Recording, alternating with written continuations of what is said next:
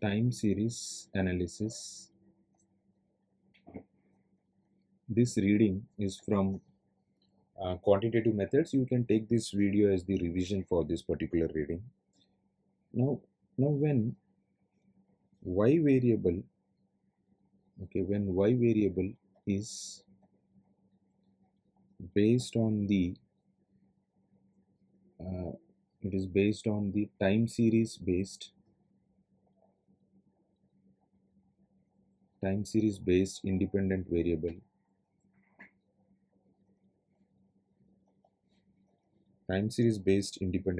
or x variable. We call this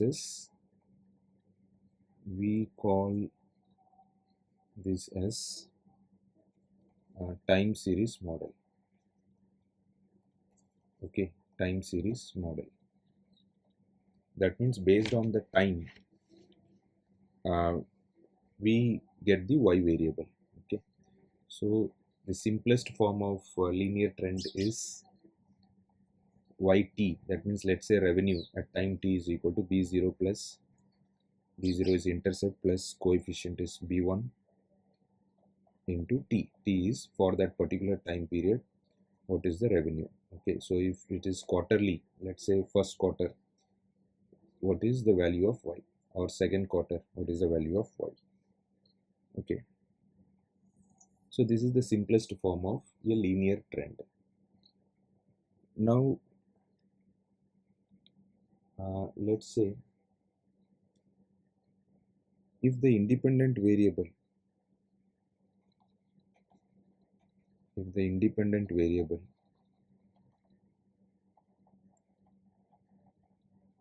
is growing at the constant rate, at the constant growth rate. So when the independent variable is growing at the constant growth rate, then it shows exponential growth.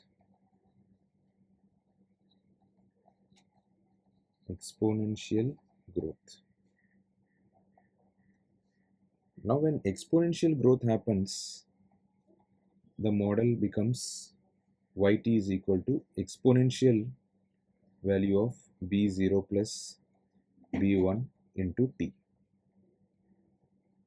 This is the model for the exponential growth.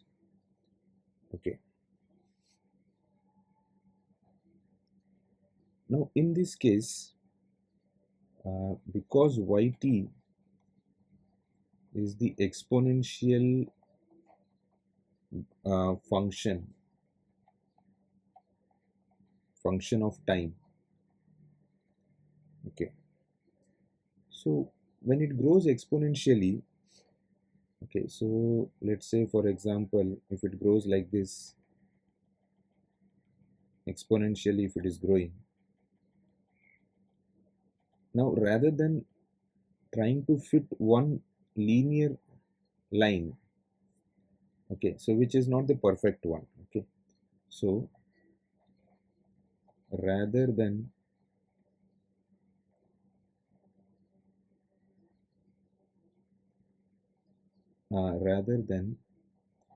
fitting a non-linear data, because it is growing exponentially, it is not linear. Rather than fitting a non-linear data with a linear, that is the straight line regression, we take the natural log. In this case, we take the natural log. We take the natural log of both sides of the equation and arrive at the log linear model. Okay, so we frame log linear model when the data is growing exponentially. So in this case, it will be like this: ln is log normal of y at time t is equal to ln, so e raised to b0 plus b1t. So that is equal to, so ln and e gets cancelled, so I will get ln yt. Okay, now your quick example would be yt is equal to, say for example, let's say b0 is 4 plus b1 is, let's say, 0.09, and t is, let's say, for any quarter, let's say something, if I take time as 49, it will give me 8.41, and so this is something like 49th quarter. Okay, so this I am taking as revenue for time 49th quarter is equal to e raised to ln,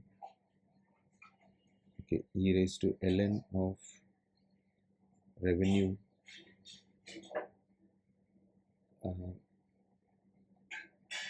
revenue 49, that will give me e raised to 8 point, so all this will give me e raised to 8.41. okay, this is 8.41, so 8.41 is giving me 4492. okay, 8.41 in the calci, when I take 8.41 and then second ln, I will get the value as 4492. So this is the revenue for this time period. Fine. Then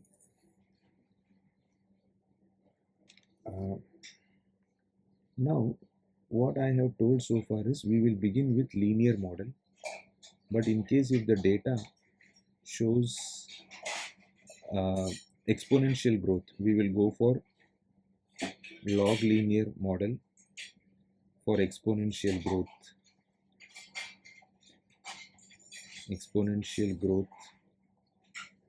Okay, now if data is showing exponential growth,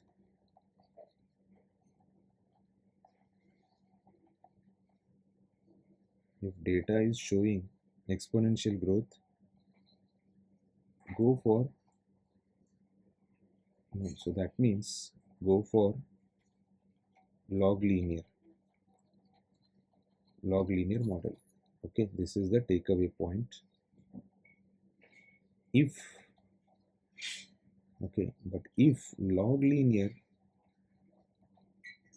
is showing serial correlation, then what to do? So if it is showing serial correlation, okay, then why it can show serial correlation? Because if the data is going like this, and if you are drawing a line, okay, so this is the problem. So we have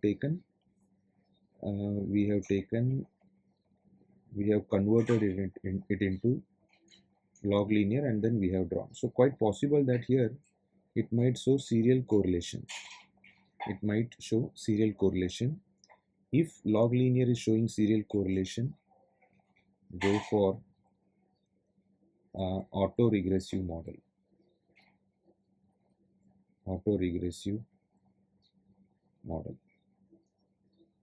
So how to detect, then next question is how to detect auto correlation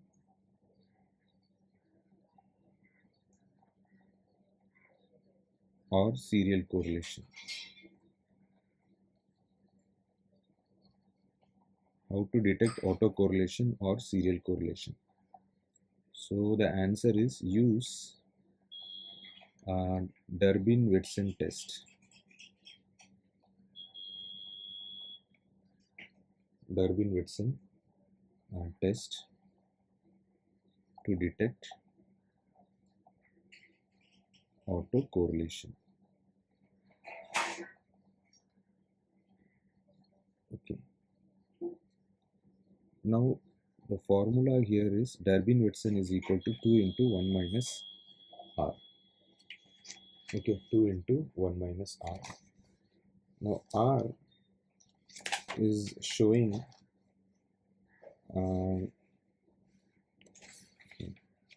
R is showing the autocorrelation coefficient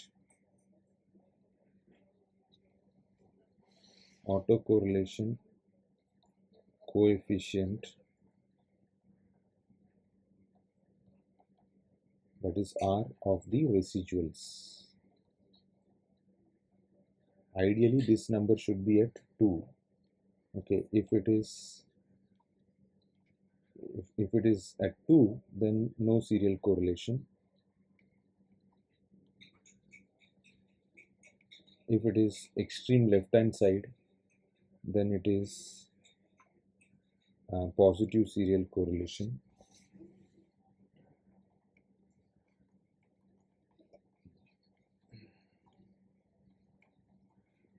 And extreme right hand side is negative serial correlation.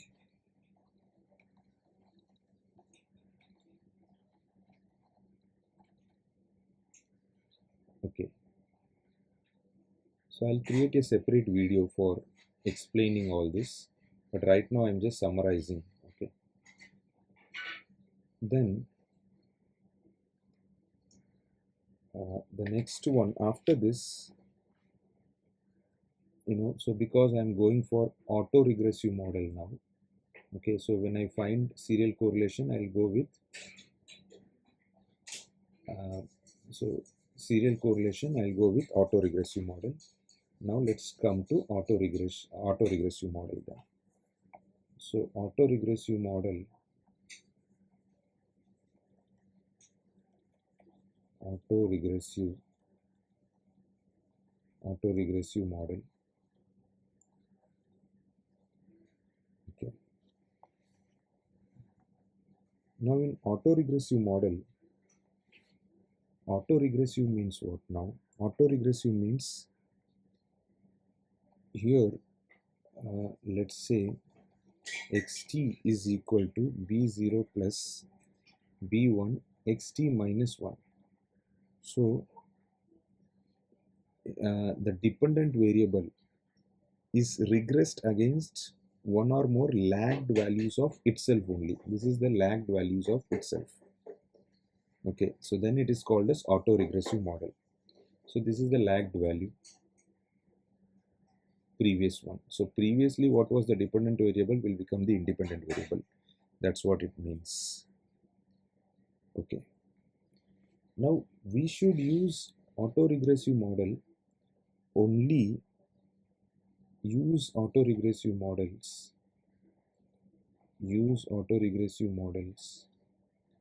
only when the time series is covariance stationary. Okay, this is covariance stationary, only when it is covariance stationary. Okay, so how do I know whether it is covariance stationary or not?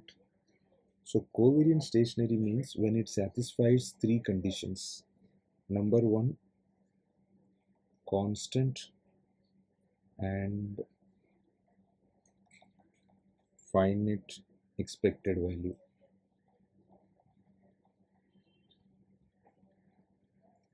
Okay, number two, I'll explain all this. Then constant and finite variance. Then constant and finite covariance. Okay, so if all these conditions are satisfied, we call that uh, as covariance stationary. We call that time series as covariance stationary. For example, if if the data is moving, um, let's say like this, then this is covariance stationary. Why? Because constant and finite mean. The mean is constant here. This is the mean. Then this is the variance. So variance and the covariance here. Okay, it goes to a certain level and then it is again moving in the opposite directions. Okay, so in this case, this is what? This is covariance stationary. Now, what is not covariance stationary? Example. Now, this is not a covariance stationary because I cannot get the mean over here because it will keep going up. Okay, no constant mean. Then this is not covariance stationary because I have constant mean, but covariance is not there. Okay, or let's say, okay,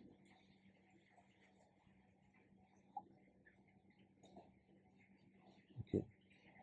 Now this is not covariance stationary because there is no proper variance here. Okay, variance is not very clear, so that's why all these are what? Not covariance stationary. Okay, then um, how do I check? Okay, if so, this is if it is covariance stationary, I can use time series uh, AR model. Okay, when the time series is covariance stationary, I can use AR model. Now, suppose when I'm using AR model, if it is not properly specified, if AR model is not correctly specified. Okay, correctly specified means it should be in the right format. Okay, say for example, percentage ratio, like when I say y or xt is equal to b0 plus b1 xt minus 1 plus b2 xt minus 2.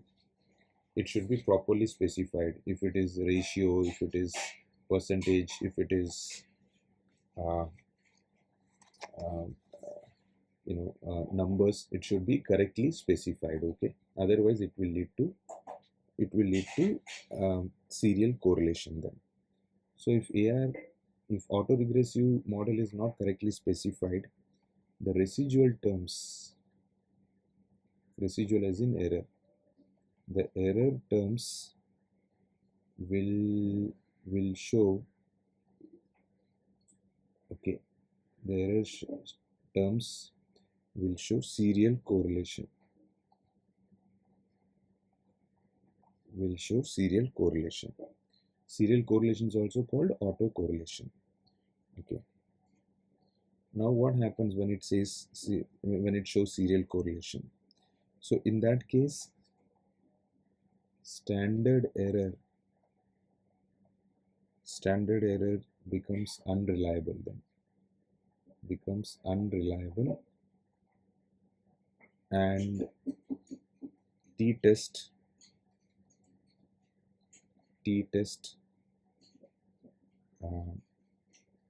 can show incorrect. Okay,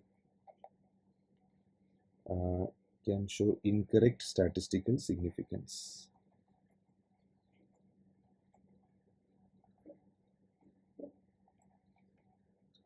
Okay, incorrect statistical significance it can show because the value is incorrect, right? Okay, So how do I know this? Because how do I check this t-test? So t-test is equal to then correlation of the residuals, that means error at time t minus error at time t minus 1. Okay, this is the autocorrelation divided by 1 by root t. T indicates large number of observations. Okay, so this large number of observations, when the t is big enough, then this number will tend to 0, 1 by root t, and this is actually we are comparing with 0. We want this autocorrelation to be 0. So finally, because it is 0, we practically take only this much. Okay, yeah.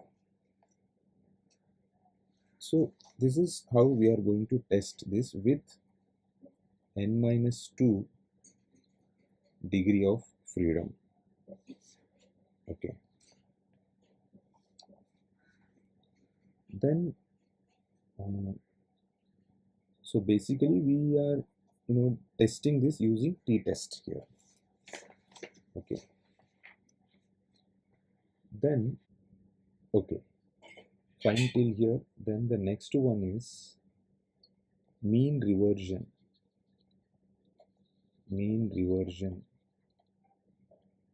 So what do you mean by this mean reversion characteristics? The time series, it exhibits mean reversion. So when I'm predicting, okay, when I say mean reversion, that means it has the tendency to move towards its mean. Okay, it has the tendency to move towards its mean. It has in the predicted value. So say for example, I'm predicting the value of x, that is equal to xt minus 1, because whatever I predicted, this is considering the mean value, it will be moving towards its mean. So in that case, I can say this predicted value of xt is equal to xt only. All are same. It is coming towards the mean only. So I can write this as xt is equal to 0. This is b0. Okay, and b1 I can write as 1 into xt, which will give me xt is equal to xt. So in that case, so this will give me 0 plus 1 into xt. So now xt minus 1 into xt is equal to 0. So if I take the common factor out,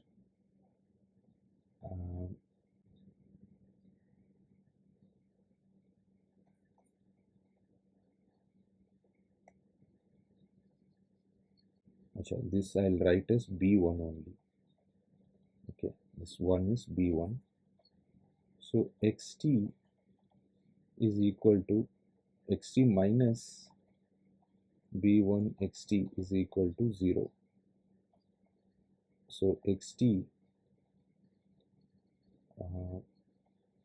into 1 minus b1 is equal to 0. So xt is equal to 0 divided by 1 minus b1. So this is the formula, or this is what it will predict to. Okay, this is the formula for mean reversion. Okay, this is the formula for mean reversion. Now if this predicted, if this xt is greater than b0 by 1 minus b1, then AR model will predict AR model will predict xt plus 1 to be lower than xt. Okay, because this value is higher, so AR model will predict that the next one to be the next, this is t plus 1, right, t plus 1 to be lower than xt, and vice versa. That is, if xt is lower than b0 by 1 minus b1, then AR model will predict xt plus 1 to be higher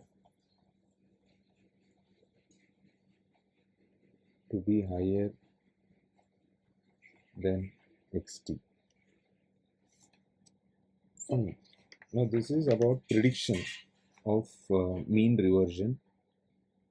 Now this mean reversion, okay,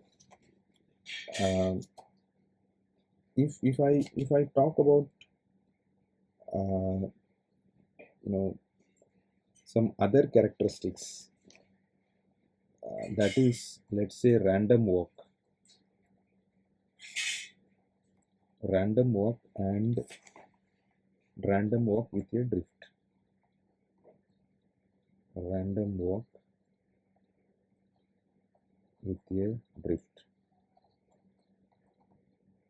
Okay, these are some other related characteristics. Okay, now when I say random walk, okay, if xt is equal to xt minus 1, okay, see, ideally xt is equal to b0 plus b1 into xt minus 1, but when I say random walk, xt follows, okay, xt follows the previous sales only. Okay, so when xt follows the previous sales, that means b0 is 0 and b1 is 1. So because b0 is 0 and b1 is 1, then only xt will become xt minus 1. In this case, remember mean reversion formula is xt is equal to 0 divided by 1 minus b1. That's what we have seen here.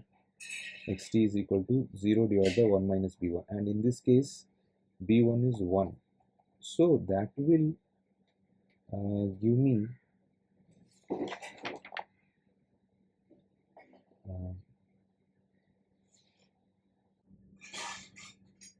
so it will always lead to expected value will be, the mean will be 0, which is not making sense. Okay, which is not making sense. So that is the reason random walk does not exhibit covariance stationary. So random walk is, this is random walk where there is no drift. This is 0 and this is 1. Okay, so random walk model exhibits non-covariance stationary.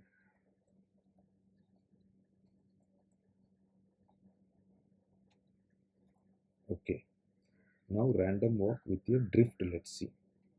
So random walk with a drift is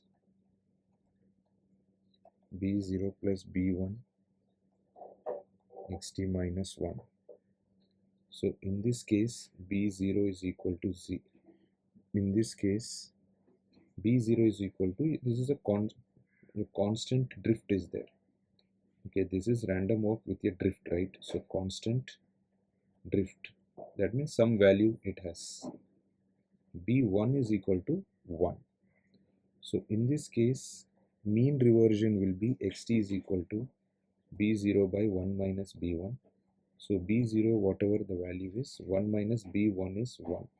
So this will make it like 0. b0 divided by 0 will give you infinite, which is again not fit for covariance stationary. So random walk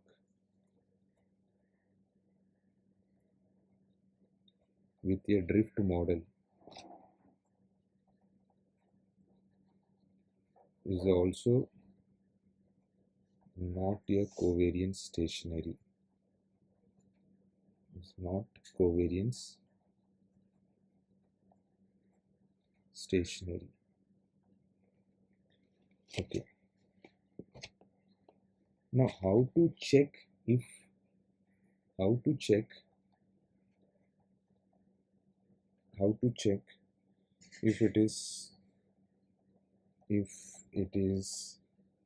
if there is unit root.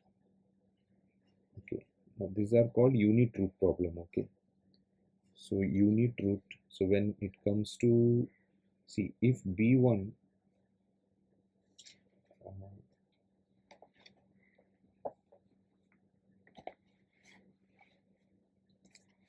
okay,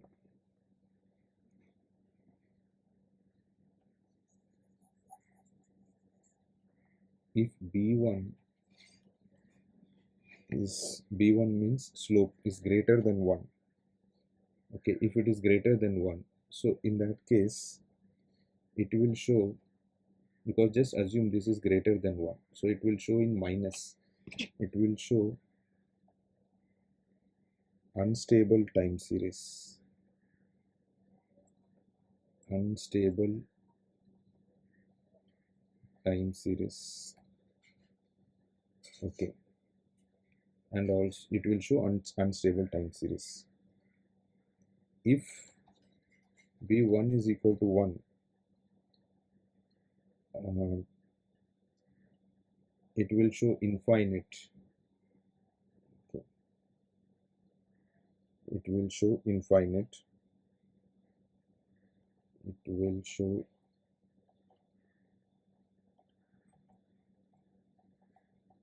infinite. This is called all, these are all called unit root problem. Okay, so this is called, these are called unit root problem. This is unit root problem. Okay, so this is unit root problem. We want b1 to be lower than 1. Okay,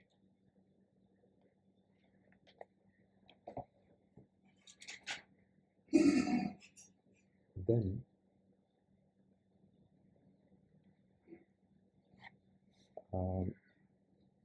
so how to check unit root, how to check if there is how to check if there is unit root issues. There is unit root issues. Okay, so we can test it in two ways. One is run AR model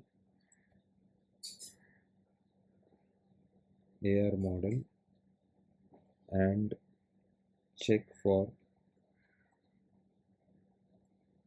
autocorrelations.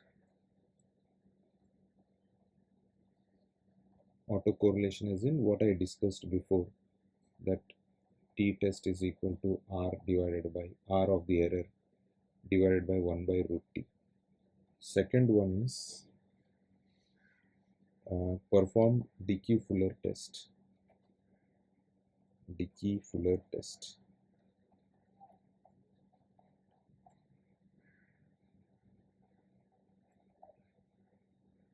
Okay, Dickey-Fuller test. Now, what is this Dickey-Fuller test?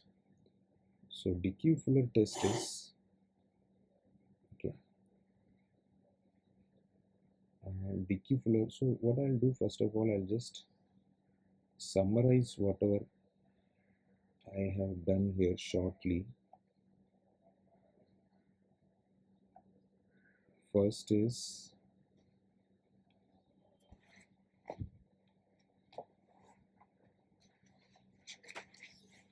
linear, if linear model, okay, if exponential growth, if exponential growth exists, then go for log linear model. Okay, but for log linear model, covariance stationary should be there. Covariance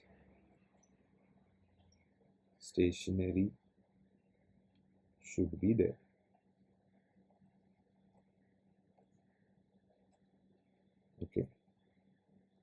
Then if AR model is not correctly specified, if not correctly specified, the residual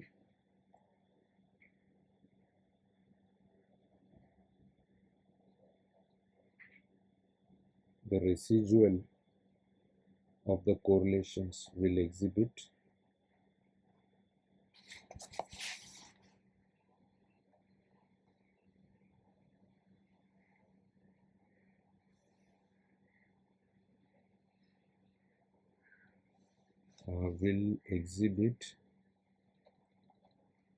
serial correlation,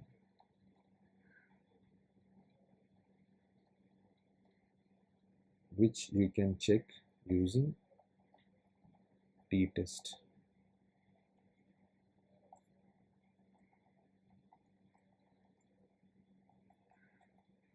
Okay, after this we checked for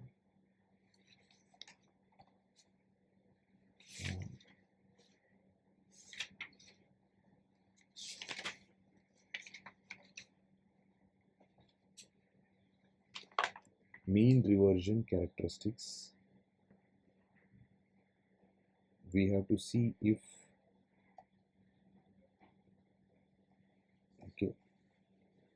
we have to check for mean reversion characteristics.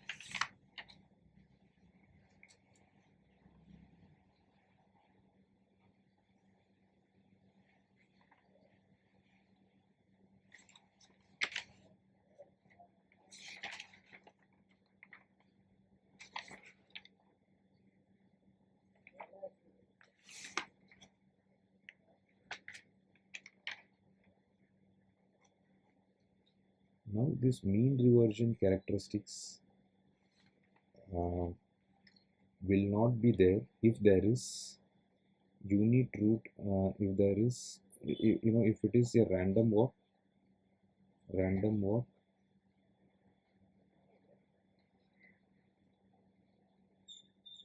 or random walk with a drift.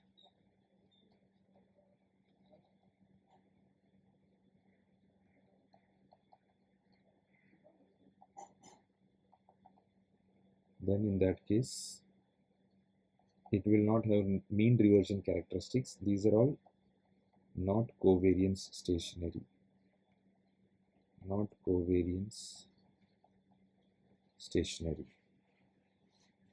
Okay, and how do you check whether how to check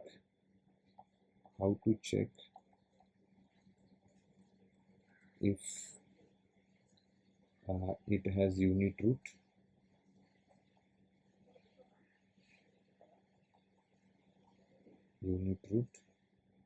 Then using autocorrelation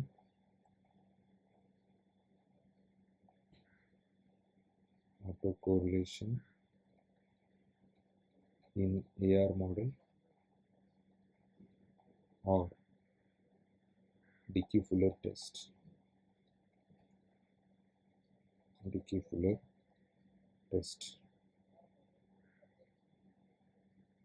Now Dickey-Fuller test as in what now? Okay, Dickey-Fuller test is, so I'll come to Dickey-Fuller test now.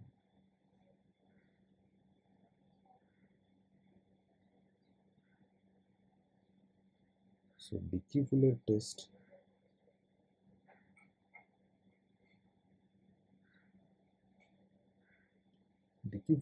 is, say for example, xt is equal to b0 plus b1 xt minus 1. We will deduct xt minus 1 both the sides. So when we deduct both the sides, it will be xt minus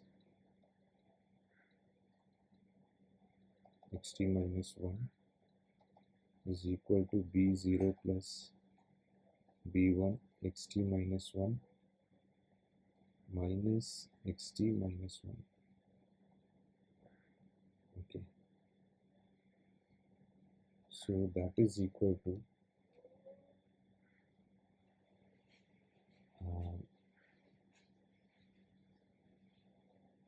if I take the common factor out, b0 plus xt minus 1 b1 minus 1. Okay,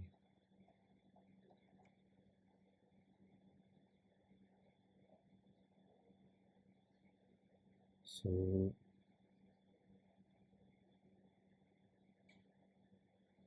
I will take this, I can rewrite this as b1 minus 1 as the coefficient for xt minus 1. So this one I have to test now. This is the coefficient b1 minus 1, which I am giving the name as g.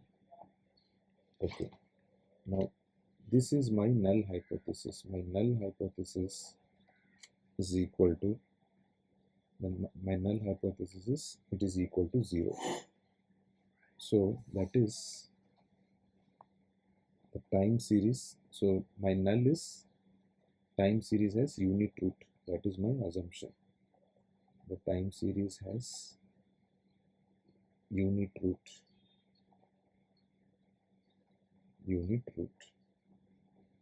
Okay, so if it has unit root b1 minus 1, it should be equal to 0. Why? Because if it is equal to 0, b1 is equal to 1. If b1 is equal to 1, then you see here, if b1 becomes 1, then denominator becomes 0. So it will become infinite, which shows what? Unit root issues. Okay, so this is what I'm going to check now. Okay, b1 is equal to 1. Okay, suppose if b1, suppose if I'm rejecting this one, suppose if this null is rejected. Okay, so imagine this is not equal to 1. Okay, so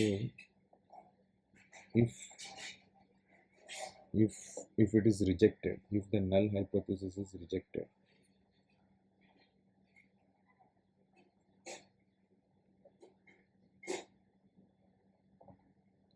if the null hypothesis is rejected, okay, if the null hypothesis is rejected, that means g is lower than 0. Okay, so if it is lower than 0, it is fine. Then it does not, the time series does not exhibit, the time series does not exhibit unit root.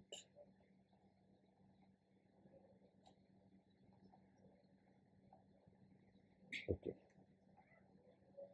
so now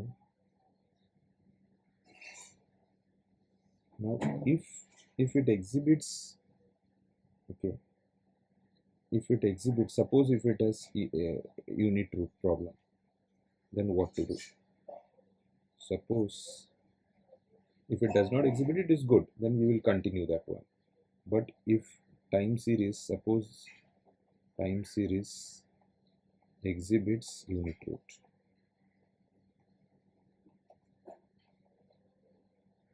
then we can transform the data, we can transform the data to covariance stationary.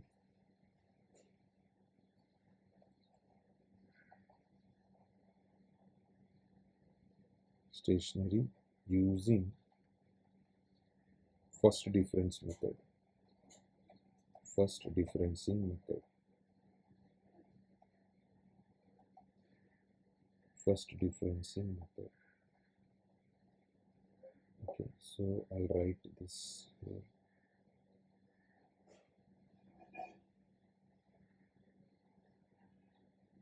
So Dickey-Fuller test. After this,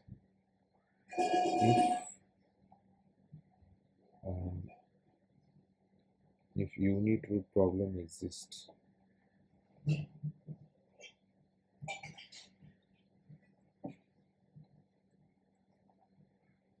go for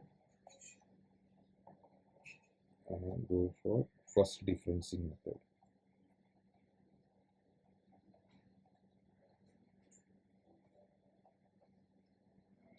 First differencing method.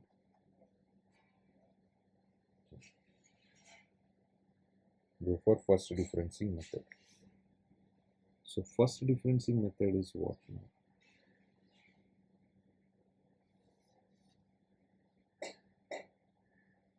First differencing method is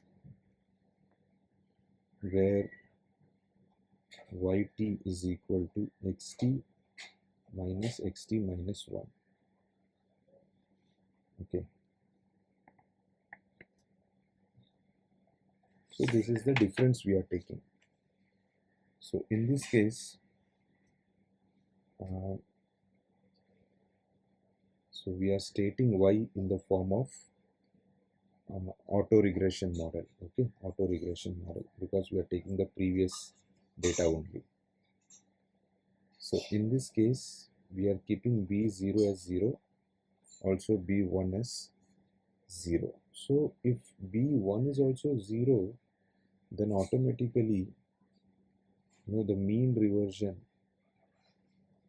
formula is equal to b0 by 1 minus b1, right?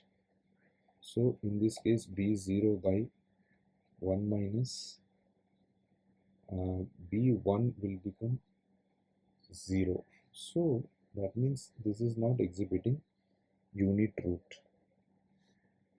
Okay, it is not exhibiting unit root.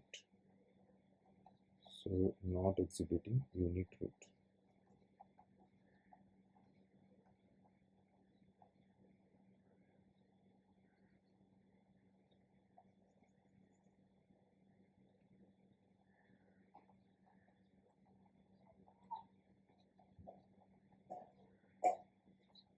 Not exhibiting unit root.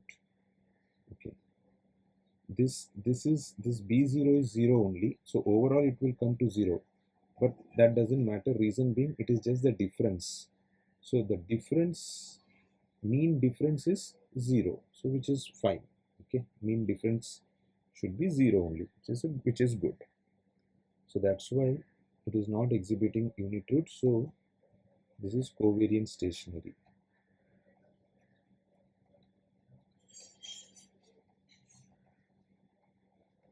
This is covariance stationary.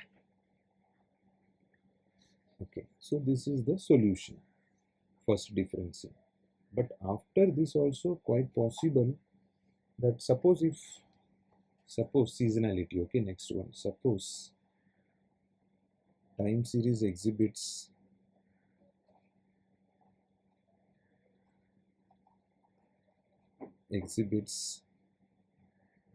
seasonality issues. Okay, it exhibits seasonality issues. So seasonality issues means what now?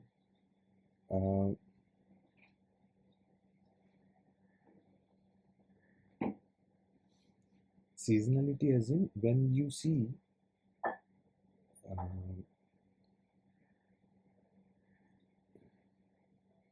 when some repeated patterns from year to year. So for example, a time series tends to repeat from year to year. That time we will call that as what?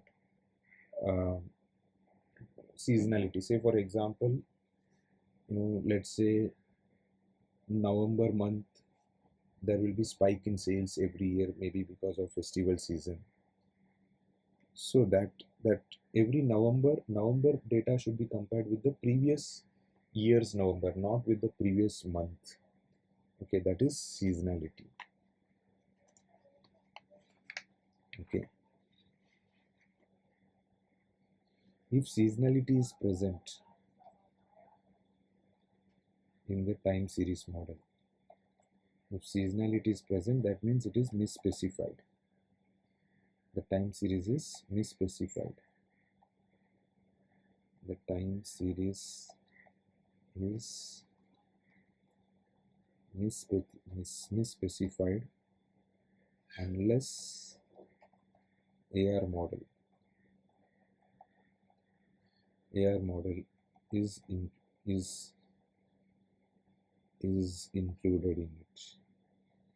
included in it to treat seasonality. Okay.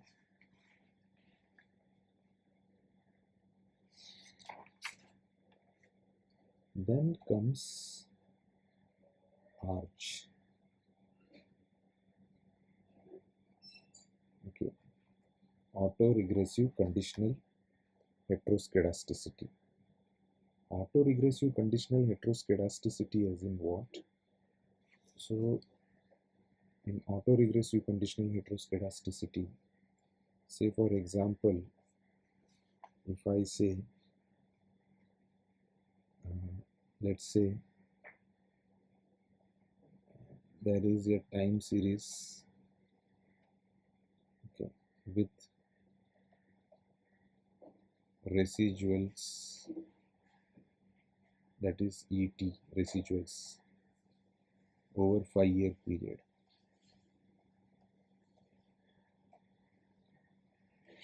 Over 5-year period. So ET is say something like 2 minus 1 3 minus 2 4. This is the given data. Now I need to find out if there is any arch as in auto-regressive conditional heteroscedasticity. That means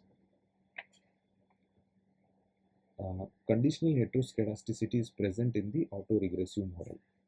So conditional heteroscedasticity means what? Now as x variable goes up, the the variance is also going up. So when we use auto-regressive, if there is conditional heteroscedasticity, then we say arch. So that's what we need to check now. So if I take the square here, if I take 4 1 9 4 16, okay, so I'm taking square so that I don't have any negative number effect. Okay, so I have taken square. Now I'll take the lagged value. So see, this is, if this is 1, I mean if this is y variable, this will become the x variable then, or this is 4 next time. On this basis we get 1, and then this will become 1. So this is my x variable and this is my y variable. So this 9 is my x, 4 is my x variable here. So I'll use this much of data and I will find out the error correlations. Okay, so in this case I will get the value.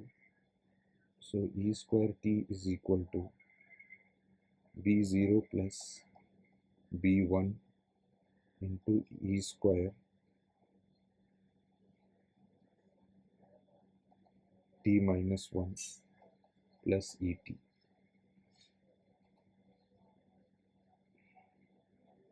This e is error, so you can ignore this part. Okay, even this much is fine. Now in this case I am going to study b1, the slope. Okay, based on this I can key in this data into the calc and I can find out the value of b1.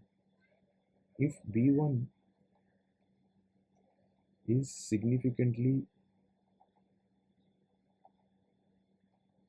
significantly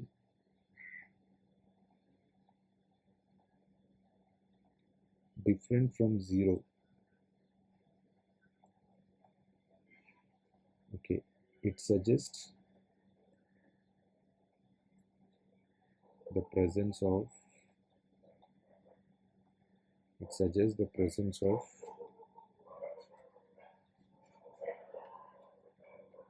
auto-regressive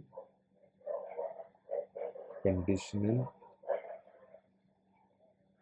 heteroscedasticity, that is arch. That means the variance of the residuals depends on past residual variances. That's what it means. The variance of the residuals depends on past residual variances. Okay, this is just one example I have given, so you can check here. But if you check, you will not get any arch in this data. So if you take something very drastic one, you may get, say for example, this B1 is significantly different or not. How to check this? Again, using t-test only, -2 +2 for 95% confidence level. On this basis only you have to do. If this B2 is more than 2, then it is significantly different, or less than 2, it is significantly different. Okay, so if E is, let's say error is 1, 2, 5, 10, so in that case E square will be 1, 4, 25, 100, and so if I take the X variable, that should be, see, because of 1 X, this 1 will become my independent variable. This will be X and this will be Y. So this will be 1 here. Based on 1 I am getting 4, and then based on 4 I am getting 25, based on 25 I am getting 100. So let me take this number as my X and Y variable. This is X, this is Y. Now if I key in into the calculator, okay, using the commands like second 7, that is for data in the calci, BA2 Texas calci, and second 8, that is stat. Okay, so if I use this, if I key in this number in the calci, I will get to know that my B is 3.84. Now because my B as in the slope, because the slope is more than 2, so in this case I will conclude this as what? This is having arch problem, okay, because it is exceeding 2 over here. So in that case, I what should I do? In that case, I should not use OLS, rather I should go for uh, GLS method, that is where different weights will be given, so that this is called generalized least square, where weighted average it will find out, rather than giving equal weights. In OLS what happens is it gives equal weights to all the observations, whereas in GLS it gives different weights to different observations. Okay, so this is the solution if you find arch problem.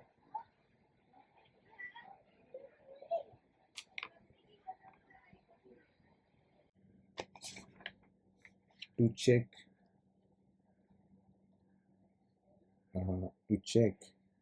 if two time series, that means both X and Y, if two time series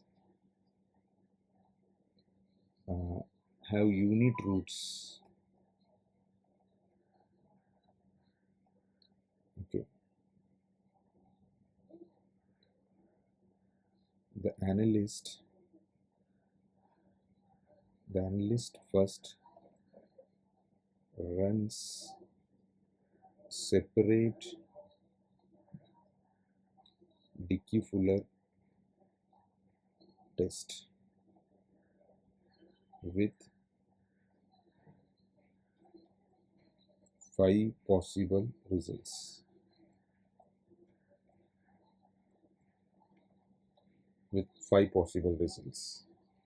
So those results could be like this, that there is independent variable, there is dependent variable.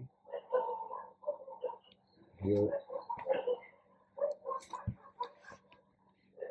just imagine x is covariance stationary and y is also covariance stationary. So in that case the result is going to be covariance stationary. This is the first one. This can be the first output.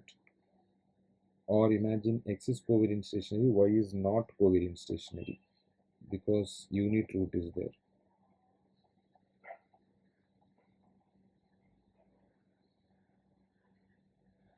Okay.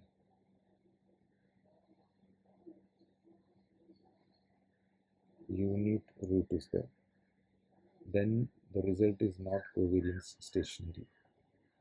Then maybe x is having unit root, so it is not covariance stationary, and y is covariance stationary. Then again the result is